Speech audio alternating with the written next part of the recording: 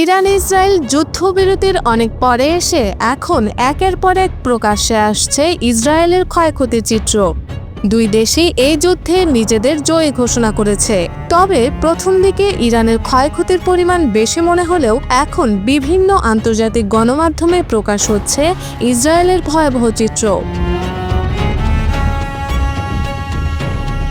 Iran ইসরায়েলের অন্তত 5টি সামরিক ঘাঁটিতে ভয়াবহ হামলা চালিয়েছে বলে এতদিন পর সংবাদ প্রকাশ করেছে যুক্তরাজ্যের প্রভাবশালী গণমাধ্যম দ্য টেলিগ্রাফ। এদিকে বিশেষজ্ঞরা বলছেন, ইরান যখন ইসরায়েলের আয়রন ডোম আর যুক্তরাষ্ট্রের থার্ডকে ফাঁকি দিয়ে হামলা করতে সক্ষম হতে থাকে, তখনই ট্রাম্প অনেকটা তাড়াহুড়ো করে যুদ্ধবিরতির ঘোষণা দেয়।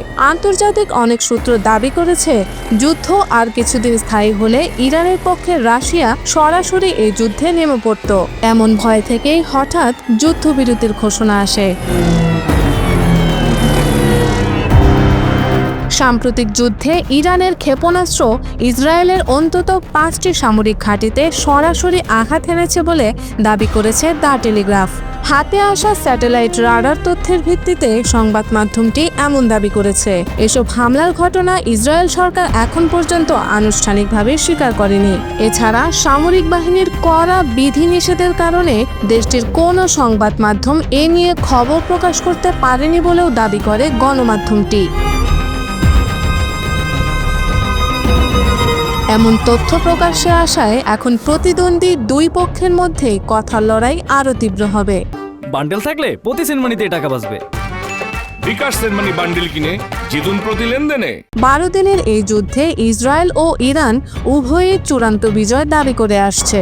যুক্তরাষ্ট্রের ওরেগন স্টেট ইউনিভার্সিটির একদল গবেষক রাডার চিত্রগুলো বিশ্লেষণ করে দেখেছেন। এই গবেষকরা স্যাটেলাইট রাডারের তথ্য বিশ্লেষণ করে যুদ্ধক্ষেত্রে বোমার ক্ষয়ক্ষতি শনাক্তে বিশেষজ্ঞ। তারাই বিষয়টি টেলিগ্রাফকে জানান। তথ্য অনুযায়ী উত্তর, দক্ষিণ এবং মধ্য ইসরায়েলের বিভিন্ন এলাকায় 5টি সামরিক স্থাপনায় ইরানের 6টি ক্ষেপণাস্ত্র আঘাত হানে। যে হামলাগুলোর তথ্য এর আগে প্রকাশ্যে আসেনি। এর মধ্যে একটি বড় বিমান ঘাঁটি, একটি গোয়েন্দা তথ্য সংগ্রহ কেন্দ্র এবং একটি লজিস্টিক ঘাঁটি রয়েছে। লজিস্টিক ঘাঁটি বলতে এমন একটি সামরিক ঘাঁটি বা কেন্দ্রকে বোঝানো হয় যেখানে যুদ্ধ বা সামরিক অভিযান পরিচালনার জন্য প্রয়োজনীয় সরঞ্জাম, রসদ, জ্বালানি, অস্ত্র, যানবাহন ও অন্যান্য সহায়ক উপকরণ মজুত, সংরক্ষণ ও বিতরণ করা হয়। বিশেষজ্ঞদের প্রতিবেদনে ইঙ্গিত দেওয়া হয়েছে, ইসরায়েল সরকারিভাবে যুদ্ধের ক্ষয়ক্ষতির যে চিত্র তুলে ধরছে, প্রকৃত অবস্থা তার চেয়ে অনেক বেশি হতে পারে। দ্য টেলিগ্রাফের পক্ষ থেকে গত শুক্রবার ইসরায়েলের সামরিক বাহিনীর কাছে ইরানের ক্ষেপণাস্ত্র হামলা ও ঘাঁটির ক্ষয়ক্ষতি সম্পর্কে জানতে চাওয়া হয়েছিল, কিন্তু তারা এ বিষয়ে মন্তব্য করতে রাজি হয়নি। আইডিএফ-এর একজন মুখপাত্র বলেন, আমরা ক্ষেপণাস্ত্র প্রতিরক্ষা বা ঘাঁটির ক্ষতির বিষয়ে কিছু বলবো না, তবে যা বলতে পারি তা হলো অভিযানের পুরো সময় জুড়ে সংশ্লিষ্ট সব ইউনিট কার্যক্রম চালু রাখতে সক্ষম ছিল। 5টি সামরিক স্থাপনার পাশাপাশি ইসরায়েলের আরও 36টি স্থানে ইরানি ক্ষেপণাস্ত্রের আঘাত হওয়ার তথ্য পাওয়া গেছে, যা দেশটির আকাশ প্রতিরক্ষা ব্যবস্থা ভেদ করে আবাসিক ও শিল্প কাঠামোগুলোতে উল্লেখযোগ্য ক্ষতি সাধন করেছে। দ্য টেলিগ্রাফের বিশ্লেষণে দেখা গেছে, ইরানের ক্ষেপণাস্ত্রগুলোর অধিকাংশই ইসরায়েলের প্রতিরক্ষা ব্যবস্থা ভেদ করতে ব্যর্থ হলেও যুদ্ধের প্রথম 8 দিন থেকে পরিস্থিতি বদলাতে শুরু করে। তখন থেকে প্রতিহত হওয়া ক্ষেপণাস্ত্রের সংখ্যা কমে গিয়ে আঘাত হানার অনুপাত বাড়তে থাকে।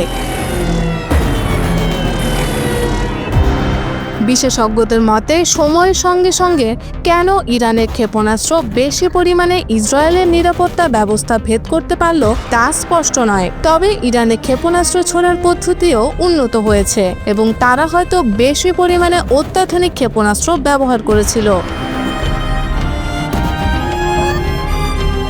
ইসরায়েলের সবচেয়ে পরিচিত আকাশ প্রতিরক্ষা ব্যবস্থার নাম হলো আয়রন ডোম।